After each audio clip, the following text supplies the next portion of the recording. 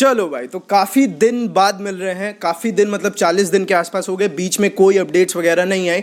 देखो, पहले की टाइमलाइन देखें, आज से 2 महीने पहले की, तो द बुल जो अपनी अगली पिक्चर होने वाली थी, जिसको सलमान भाई ने ऑफिशियली कंफर्म कर दिया था बहुत सारे इंटरव्यूज़ में।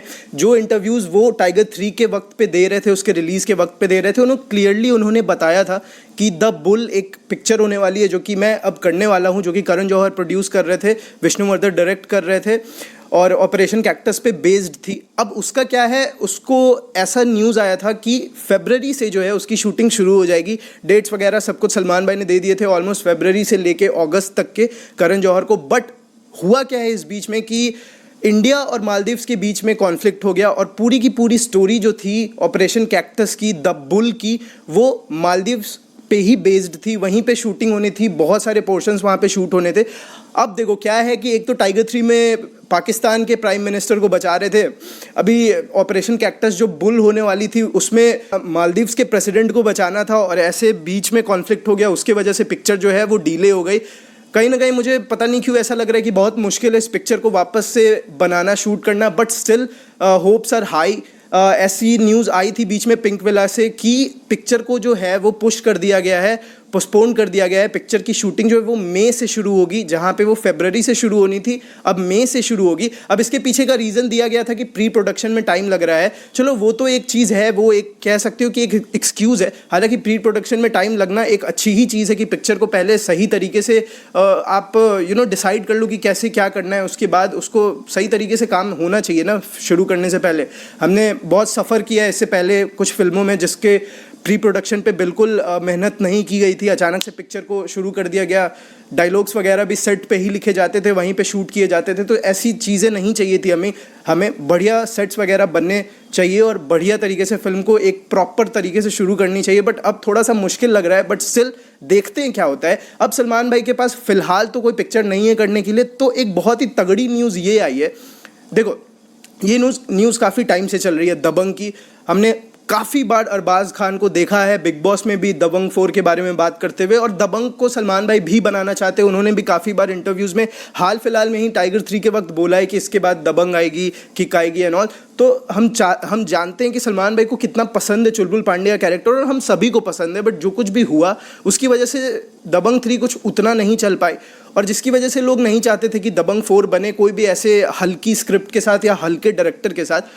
तो बीच में तिग्मांशु धूलिया को, आज से 1-1.5 साल 2 साल पहले की बात है, तिग्मांशु धूलिया को लेके आए थे वो लोग कि बिल्कुल रॉ स्क्रिप्ट लिखे, बिल्कुल वो जो कहते हैं ना कि रफ चीज़ें होती है, जो जैसे बिल्कुल नेचुरल चीज़ें हो, वैसी स्क्रिप्ट लिखवाना चाहते थे सलमान भाई तिग्मांशु धूलिया से। और उन्होंने एक स्क्रिप्ट लिखा भी था जो कि शायद से टीम को, सलमान भाई को, अरबाज भाई को नहीं उतनी खास पसंद आई थी, तो उसको कहीं ना कहीं ऐसे बैक बर्नर पे डाल दिया गया था कि चलो इसको बाद में देखेंगे। बट अब क्या हुआ है, द बुल जो है वो जब से पोस्टपोन्ड हुई है, सलमान भाई के पास एक चीज़ तो हमेशा रहती है बैकअप में, वो है दबंग। तो उनको वापस से बनाना है, और इस बार कोई हल्के आदमी के पास नहीं गए हैं वो लोग। हालांकि तिग्मांशु धूलिया कोई हल्के आदमी नहीं है, मेरा कहने का मतलब वो नहीं था, बट हो सकता है उनकी स्क्रिप्ट कुछ खास, क्योंकि वो ज़्यादा कमर्शियल एलिमेंट्स उनके स्क्रिप्ट में होते नहीं हैं। वो थोड़ी सी पॉलिटिकल बेस्ड टाइप थी स्क्रिप्ट, जितना मैंने सुना था पॉलिटिक्स पे थी थोड़ी सी ज़्यादा। और शायद से दबंग 3 में कुछ तो हिंट भी दिया था पॉलिटिक्स से रिलेटेड सलमान भाई ने, चुलबुल पांडे के कैरेक्टर ने, कि अब पॉलिटिक्स में देखेंगे। बट क्या है कि एटली जो है जिसने जवान बनाई है, उन्होंने पिछले कुछ टाइम में सलमान भाई से काफ़ी बार उनके गैलेक्सी अपार्टमेंट में जाके उनसे मीटिंग्स की हैं।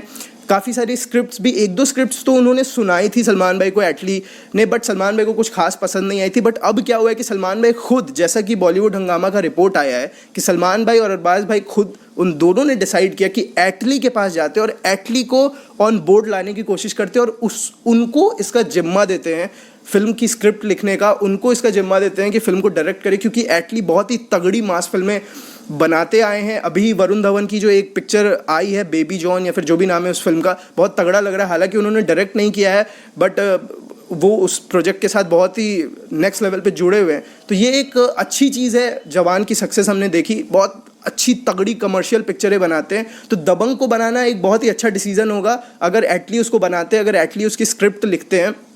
और सलमान भाई काफ़ी क्लियर है इस चीज़ से कि स्टोरी को आगे कि उस तरीके से नहीं जाएंगे जहाँ पे दबंग 3 खत्म हुई थी तो फिर वहाँ से आगे को लेके चलते हैं, नहीं ऐसा कुछ नहीं है। एक स्पिन ऑफ का डिसीजन लिया है उन लोगों ने, जिसको आप समझ सकते हो कि चुलबुल पांडे का जो मेन कैरेक्टर है दबंग फर्स्ट पार्ट में जो था वहाँ से उसको उठाएंगे, जो उसके कैरेक्टरिस्टिक्स थे, जो उसके ट्रेट्स थे वो वहाँ से उठाएंगे और कंप्लीट रीबूट मारते हैं पूरे फ्रेंचाइज को, एक प्रॉपर नई फिल्म बनाते हैं चुलबुल पांडे के कैरेक्टर को और मक्खन चंद पांडे के कैरेक्टर को लेके, यानी कि अरबाज भाई के कैरेक्टर को लेके।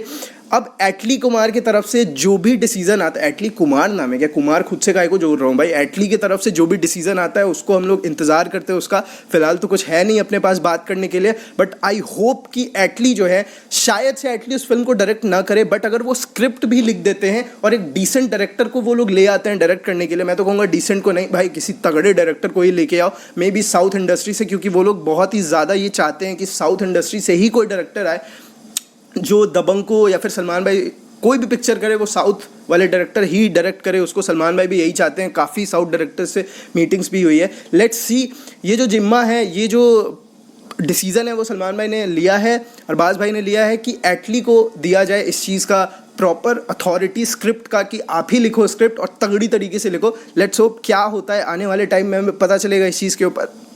फिलहाल संदीप रेड्डी वांगा से रिलेटेड एक बहुत ही ज़्यादा र्यूमर आ रहा है जिसमें कोई सच्चाई नहीं है। संदीप रेड्डी वांगा नहीं मिले हैं बिल्कुल भी सलमान भाई से, ये बस ऐसे ही र्यूमर्स एंड ऑल आते रहते हैं। बट लेट्स सी क्या होता है क्या नहीं। आई होप कि एटली कुमार डायरेक्ट करे उस फिल्म को, अगर डायरेक्ट नहीं भी करते तो स्क्रिप्ट तो पक्का ज़रूर से ज़रूर वही लिखे, क्योंकि अपने को वो मास एलिमेंट चाहिए भाई, मज़ा आएगा अगर दबंग वो बनाएंगे तो। चलो आई होप, आप बताओ कमेंट करके कि आपको क्या लग रहा है, एटली को स्क्रिप्ट लिखनी चाहिए, क्या दबंग बननी चाहिए, या कोई और पिक्चर करे सलमान भाई। मैं चाहता हूँ कि और भी पिक्चरें करे बट दबंग को छोड़ना नहीं चाहिए। Chulbul Pandey is an iconic character, one of the best characters ever played by Salman भाई। तो चुलबुल पांडे को वापस आना चाहिए और बहुत ही खतरनाक लेवल पे कमबैक दिलाएगी ये पिक्चर। तो चलो आई होप कि सब कुछ सही तरीके से हो जाए। तो मिलते हैं अगली वीडियो में, तब तक के लिए जय हिंद।